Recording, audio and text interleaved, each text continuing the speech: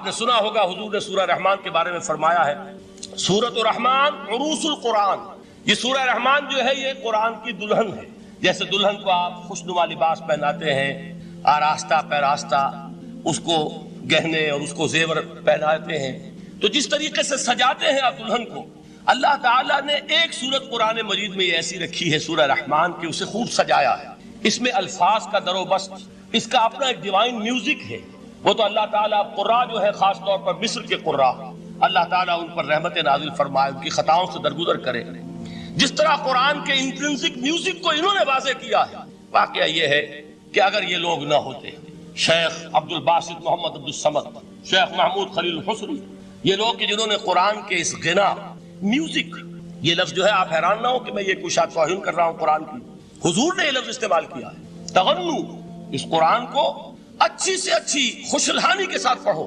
من لم یتغن بالقرآن فلیس منا، جو قرآن کو بہتر سے بہتر انداز میں، اچھی سے اچھی آواز میں، خوشلہانی کے ساتھ پڑھنے کی کوشش نہیں کرتا وہ ہم میں سے نہیں. بلکہ ایک مرتبہ حضور رات کے وقت آپ گشت پر تھے اپنے ساتھیوں کے حالات معلوم کرنے کے لیے. حضرت ابو موسیٰ اشعری رضی اللہ تعالیٰ عنہ ایک صحابی ہیں، ان کے گھر کے پاس سے گزر ہوا، وہ رات کو تہجد پڑھ رہے تھے، کھڑے ہوئے کیف کے عالم میں قرآن تلاوت کر رہے ہیں.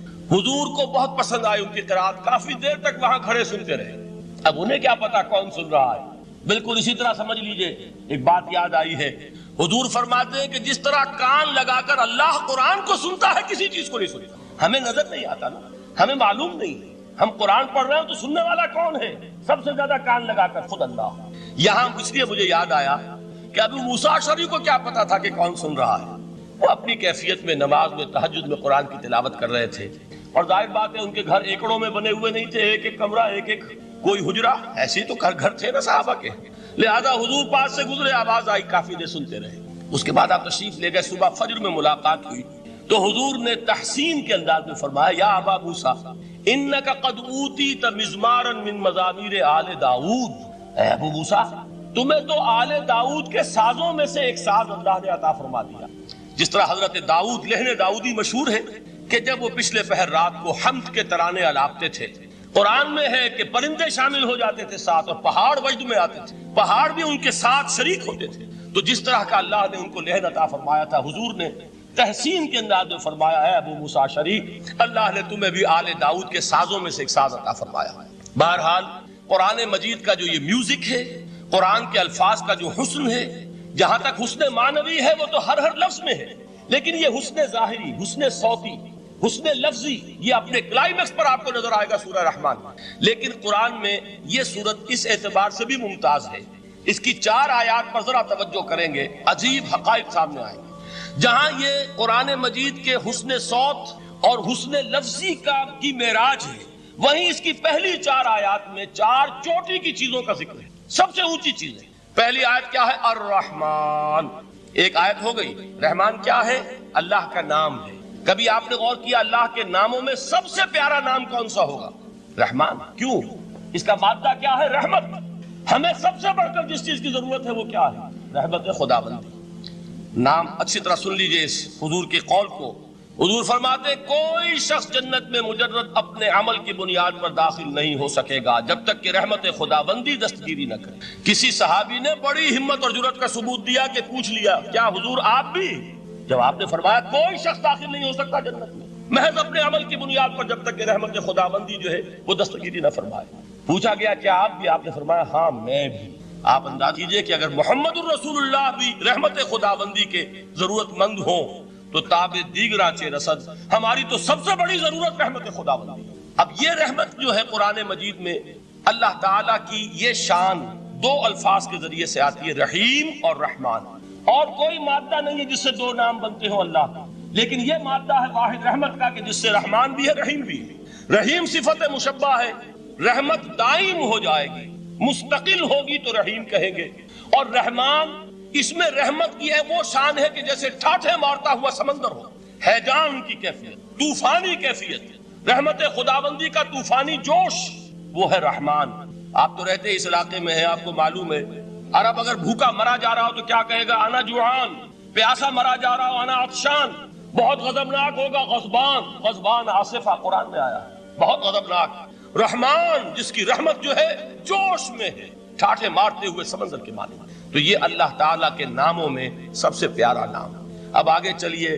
الرحمن علم القرآن، رحمان نے قرآن سکھایا. رحمت خداوندی کا سب سے بڑا مظہر، رحمان کی رحمانیت کا سب سے بڑا مظہر قرآن ہے. ان میں جو منطقی ربط ہے اس کو سمجھتے جائیے. اچھا آپ یہ سوچئے، جو علم بھی انسان کو حاصل ہوا وہ کس نے دیا؟ اللہ نے. سائنس کا علم کس نے دیا؟ اللہ نے. علم آدم الاسماء کلہا، وہ علم الاسماء جو حضرت آدم کو دے دیا گیا تھا ازل میں، یہ اسی کا ظہور ہے، یہ اسی کی ایکسفولیشن ہے جو ہو رہی ہے اور ہوتی رہے گی ابھی. اور دوسرے علم ہے وہ کس نے دیا؟ اللہ نے. لا یحیطون بشیء من علمہ الا بما شاء، مخلوق میں سے کوئی اللہ کے علم میں سے کسی شے کا احاطہ نہیں کر سکتا مگر وہ جتنا اللہ دینا چاہے. لیکن یہ کہ تمام علوم میں چوٹی کا علم قرآن. نوٹ کرتے جائیے، چوٹی کی چیزیں جمع کیجیے. اللہ کے ناموں میں چوٹی کا نام رحمان. اللہ نے جو کچھ انسان کو سکھایا اس میں چوٹی کا علم قرآن. خلق الانسان، انسان کو پیدا فرمایا.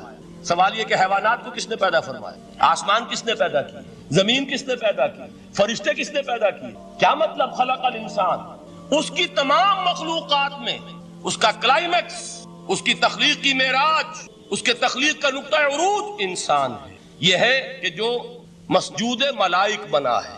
وَلَقَدْ كَرَّمْنَا بَنِي آدَمَ وَحَمَلْنَاهُمْ فِي الْبَرِّ وَالْبَحْرِ وَرَزَقْنَاهُمْ مِنَ الطَّيِّبَاتِ وَفَضَّلْنَاهُمْ عَلَى كَثِيرٍ مِّمَّنْ خَلَقْنَا تَفْضِيلًا. تو تخلیق میں سب سے اونچی تخلیق انسان کی، علموں میں سب سے اونچا علم قرآن کا، اللہ کے ناموں میں سب سے اونچا نام رحمان. تقاضے پورے کرو.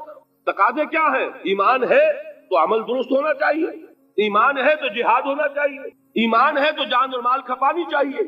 تو جو ایمان دوسرے لوگ جس طرح لائے ہیں، حمزہ بھی تو ایمان لائے ہیں، آخر ان کا راستہ تمہیں نظر نہیں آ رہا؟ ابو بکر ایمان لائے ہیں، ان کی طرح ایمان لاؤ.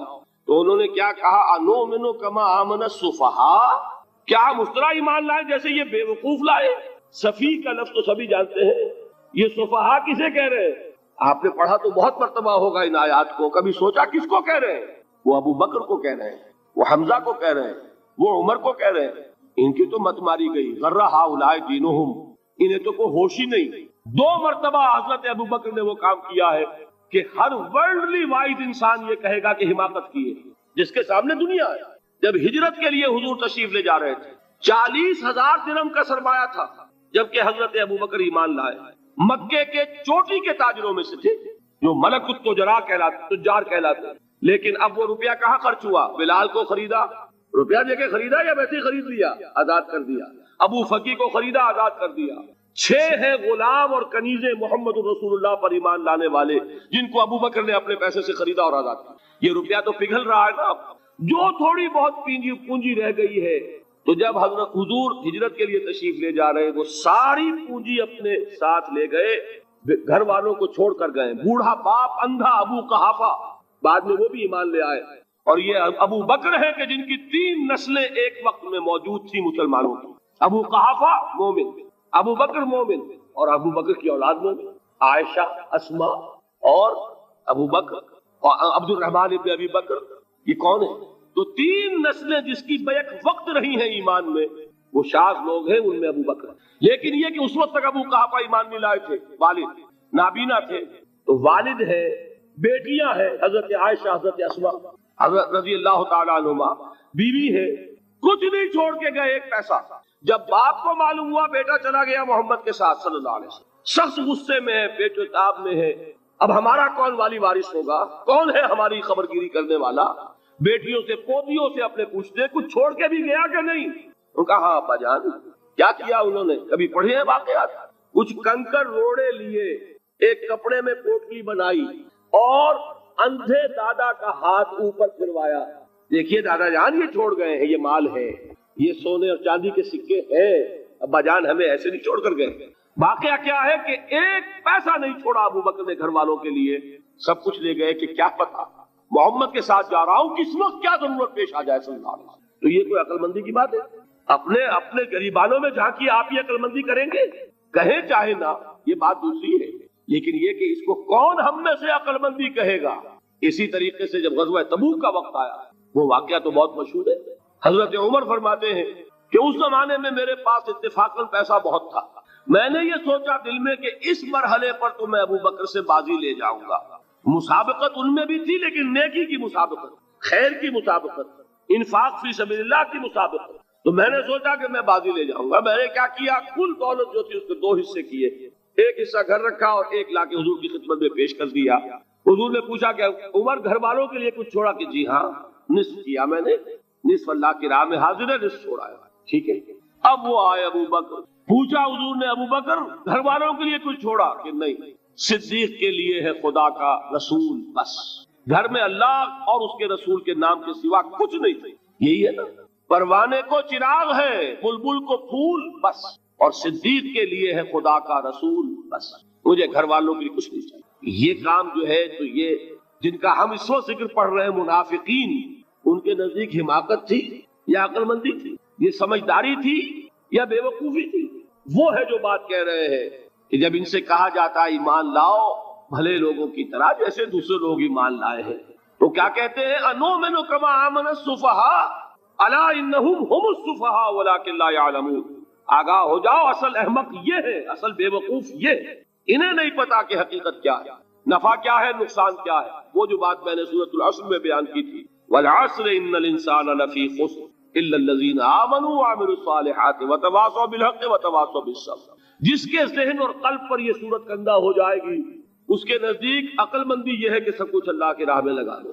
جس کے دل میں یہ بات بیٹھی نہیں, اس کے لیے عقل مندی یہ ہے کہ بچا بچا کر رکھو, چھپا چھپا کر رکھو, سنبھال سنبھال کر رکھو. عقل مندی کا اس میں تقاضا کچھ اور, اس میں تقاضا کچھ اور. لیکن یہاں بھی فرمایا ولکن لا یعلمون, انہیں ابھی علم نہیں ہے اس کا. اس سے پہلی آیت میں بھی فرمایا ولکن لا یشعرون, انہیں شعور نہیں ہے. دیکھیے میں آپ کو بتا رہا تھا, یہ وہ غیر شعوری نفاق ہے, یہ بڑھتا چلا جا رہا ہے. پہلے جھوٹا بہانہ تھا, پھر جھوٹی قسمیں ہوئی, پھر دشمنی ہو گئی صادق الایمان, جو جان اور مال لگا رہے ہیں, نچھاور کر رہے ہیں پروانہ وار, اللہ پر, اللہ کے دین کے اوپر نثار کر رہے ہیں اپنے آپ کو, ان سے عداوت, ان سے دشمنی, ان کا بغض, یہ 3rd سٹیج تک پہنچ گئے. اب بھی وہ اپنے آپ کو منافق نہیں سمجھتے, وہ سمجھتے عقل مند تو ہمیں, یہ تو بے وقوف ہے. ہم ہیں اصل میں بھائی, سمجھ کے چلنا چاہیے, تیل دیکھنی چاہیے, تیل کی دھار دیکھنی چاہیے, دائیں بائیں دیکھنا چاہیے, حفاظت کا بھی خیال ہونا چاہیے. یہ ساری چیزیں تو عقل مندی ہے نا دنیا کے اعتبار سے. تو وہ تو انہیں بے وقوف سمجھ رہے ہیں, اپنے آپ کو منافق کہاں سمجھیں گے؟ چاہیے ٹھیک ہے بھائی, دین بھی چاہیے لیکن دنیا کی فکر بھی چاہیے کہ نہیں؟ یہ آپ کہتے ہیں کہ نہیں کہتے ہیں؟ یہ تو بات آپ نے بہت دفعہ سنی بھائی, ٹھیک ہے دین بھی ہونا چاہیے لیکن دنیا بھی تو ہونی چاہیے کہ نہیں. یہ ہے سمجھ دنیا کی, یہ ہمارے معیارات ہیں. یہی وجہ ہے کہ دین ذلیل سے ذلیل تر ہو رہا ہے.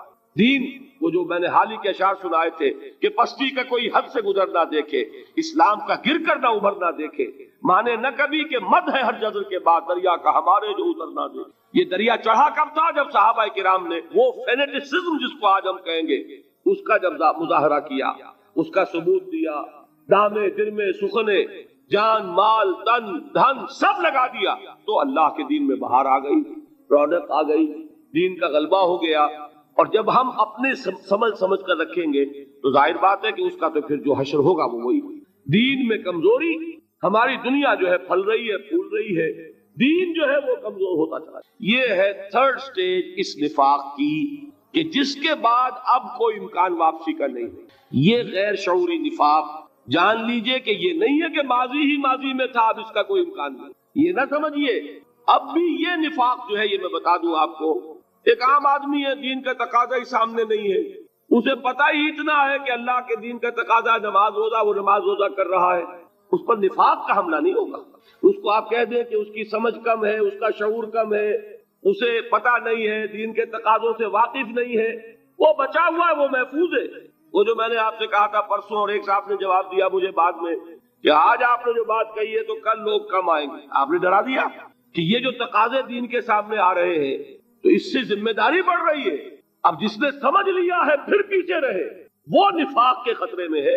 جسے سمجھ ہی نہیں ہے وہ پھر بھی کوئی نہ کوئی عذر پیش کر سکے گا کہ اللہ ان مولویوں سے پوچھ جنہوں نے ہمیں بتایا نہیں, انہوں نے تو دین کے تقاضے ہمیں یہ بتائے نہیں, انہوں نے تو ہمیں نور اور بشر میں چکر دے کے لڑائے رکھا, ان سے پوچھ. اصل سے مجرم جو ہے وہ یہ ہے, وہ واقعہ یہ ہے کہ کسی درجے میں بچیں گے کہ دین چاہتا کیا ہے, دین کے تقاضے کیا ہے, توحید کی حقیقت کیا ہے, شرک کی حقیقت کیا ہے.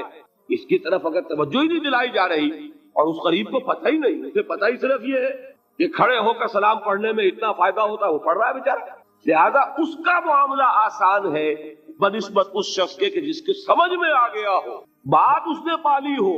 دین یہ چاہتا ہے، دین اپنا غلبہ چاہتا ہے۔ علامہ اقبال نے غالب پر ایک جو نظم لکھی ہے باغ درا میں ہے، اس کا ایک شعر بڑا پیارا ہے، گیسوئے اردو ابھی منت پذیر شانہ ہے، شمع یہ سودائی یہ دل سوزی یہ پروانہ ہے۔ یہ دین جو ہے یہ تو چاہتا ہے کہ اہل ایمان پروانہ وار اس شمع پر نثار ہو، جانے لگا دے، گردنیں کٹوا دے۔ وَلَا تَقُولُوا لِمَنْ يُقْتَلُ فِي سَبِيلِ اللَّهِ أَمْوَاتٌ بَلْ أَحْيَاءٌ وَلَكِنْ لَا تَشْعُرُونَ۔ اور اگر اس سے پیچھے ہٹیں گے، قدم پیچھے ہٹا نہیں کہ نفاق کی زد میں آئے نہیں، وہ نفاق کی پہلی stage, second stage, third stage, وہاں پہنچ گئے، واپسی نہیں۔ اس کے لیے ایک اور دو آیات میں چاہتا ہوں کہ اس سے اس حقیقت کو اور سمجھ لیں اچھی طرح، تاکہ کوئی اشکال نہ رہ جائے۔ ایک آیت تو میں نے شروع میں پڑھی تھی، ایک نہیں ہے، یعنی ایک جگہ سے سورہ عنکبوت، اور ایک آیت ہے سورہ حج کی، وہ میں نے شروع میں تلاوت نہیں کی۔ سورہ حج کی آیت دیکھیے، اس قدر پیاری آیت ہے، دوسرے رکوع کے اندر آپ کو آیت ملے گی، سورہ حج 17ویں پارے میں ہے، نصف کے بعد شروع ہوتی ہے، اور اس کے دوسرے رکوع وَمِنَ النَّاسِ، اور لوگوں میں سے کچھ ایسے بھی ہیں، مَن يَعْبُدُ اللَّهَ عَلَى حَرْفٍ، جو اللہ کی بندگی کرنا چاہتے ہیں کنارے پر کھڑے ہو کر۔ ایک ہے منجدھار میں کودنے والے کہ ہر جباد آباد ماں کشتی دراب انداختے، جیسے کہ طارق نے کیا تھا، ادھر ساحل اندلس پر قدم رکھا، ادھر کشتیوں میں آگ لگا دی، کہ کسی کے دل میں خیال ہی نہ آئے کہ واپسی بھی ہے، کوئی کسی کے ذہن میں سوال ہی پیدا نہ ہو کہ اب گھر واپس جانا ہے۔ طارق چبر کنارہ اندلس سفینہ سو، گفتند کارے تو رہے عقل و خرد خطاس۔ دیکھیے وہی عقل اور بے وقوفی والی بات آ گئی، لوگوں نے کیا یہ طارق کیا کیا، عقل مندی کی روح سے تو یہ غلطی کی تم نے۔ عقل تو یہ سکھاتی ہے کہ ذرا سنبھل کر چلو، جذبہ یہ کہتا ہے کہ نہیں، واپسی کا کوئی سوال نہیں۔ اس نے اقبال نے یہی نقشہ کھینچا ہے کہ بے خطر کود پڑا آتش نمرود میں عشق، عقل ہے